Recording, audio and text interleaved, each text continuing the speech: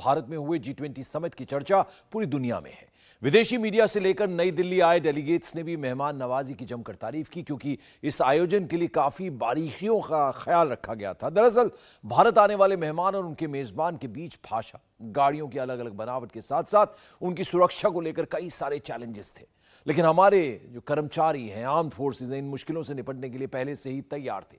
आज प्रधानमंत्री नरेंद्र मोदी ने G20 में तैनात कर्मचारियों से दिल्ली में बात की।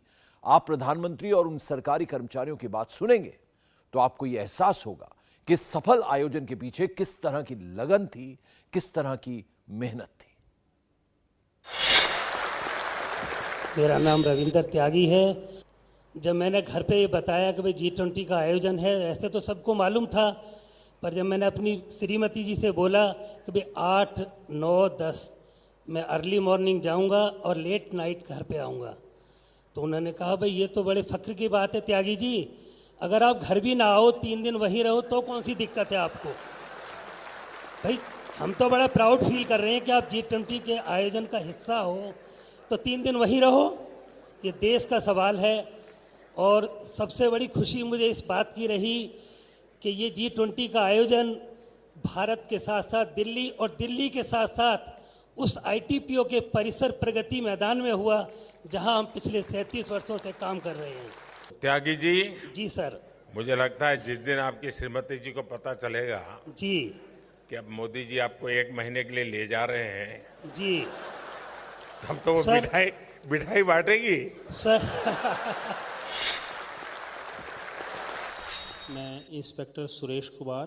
G20 समिट के दौरान मेरी ड्यूटी भारत मंडपम में L1 में बायलैटरल मीटिंग रूम्स की सिक्योरिटी के रिगार्डिंग थी। क्या रहा आपका अनुभव इस समय? सर, हम ये ड्यूटी बड़े गर्व के साथ कर रहे थे और हमें बड़ा अच्छा अनुभव हो रहा था कि हम इतने बड़े प्रोग्राम को ऑर्गेनाइज कर रहे हैं। सर, मेरा एक निजी अनुभव इस समय के दौरान रहा कि दिनांक 9/9 को जब मैं ड्यूटी पर था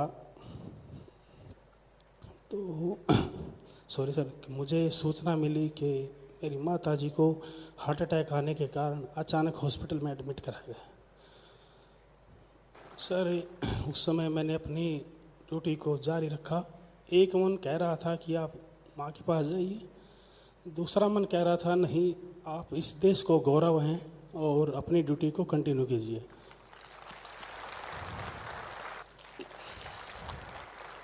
सूरज जी, मैं समझता हूँ कि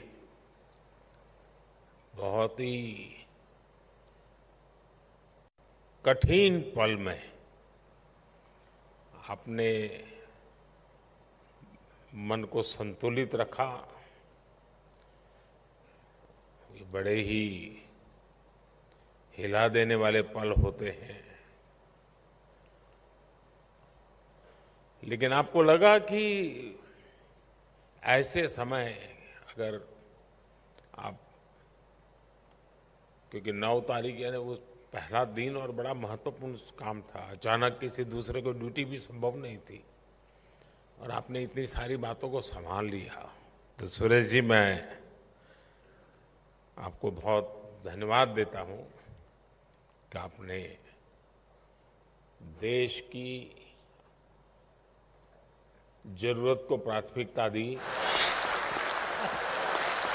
मेरा नाम प्रवीण कुमार है।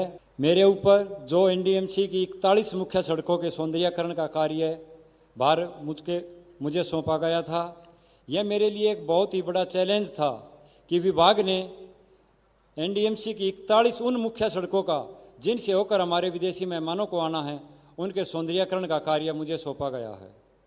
एक छोटा सा वाक्य बताना चाहूँगा सर। मैं रात को 3 बजे घर पहुँचा और अगले दिन सुबह लीला होटल के सामने उपराज्यपाल साहब का निरीक्षण था।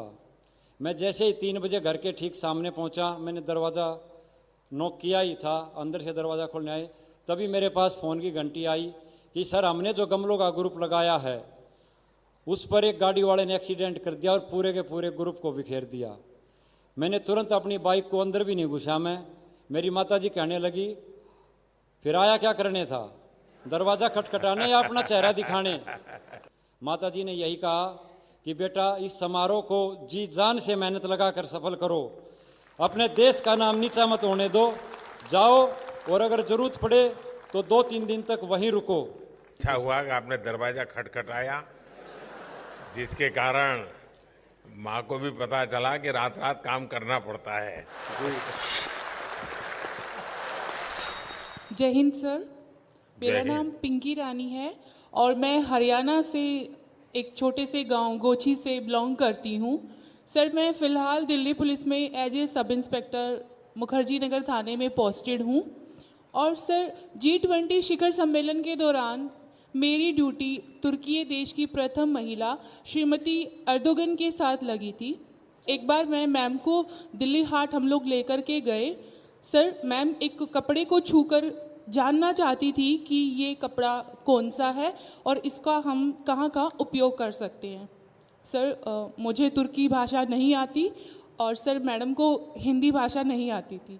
तब सर हमने G20 ऐप का सहारा लेकर के उस भाषा का अनुवाद किया और दुकानदार को ये समझाया कि मैडम को क्या चाहिए। लेकिन उनको समाधान हो जाता था, ये जो इंटरप्रिटेशन होता था उससे? हाँ सर, मैम जो भी पूछती थी सर मैं उसका अनुवाद उस ऐप के जरिए कर लेती थी। आपको कभी इसके पहले किसी विदेशी मेहमान के साथ काम करने का नौबत आई हो, अनुभव हो, ऐसा कुछ?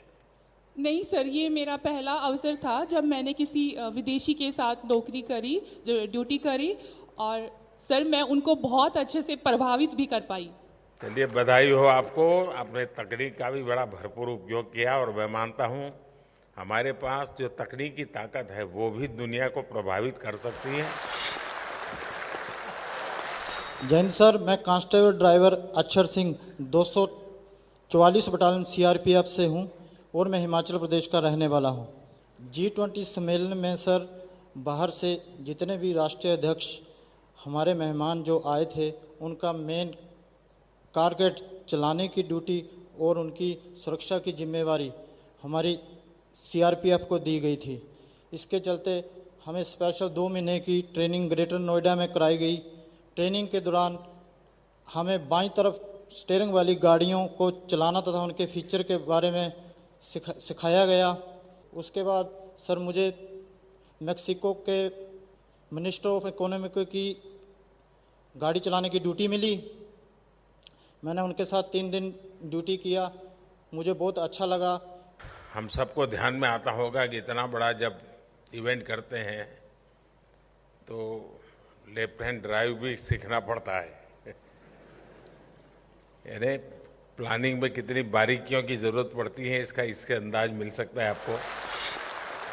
इंडिया टीवी हर वक्त हर जगह डाउनलोड करने के लिए सर्च करें India TV news Google play store या ऐप स्टोर पर।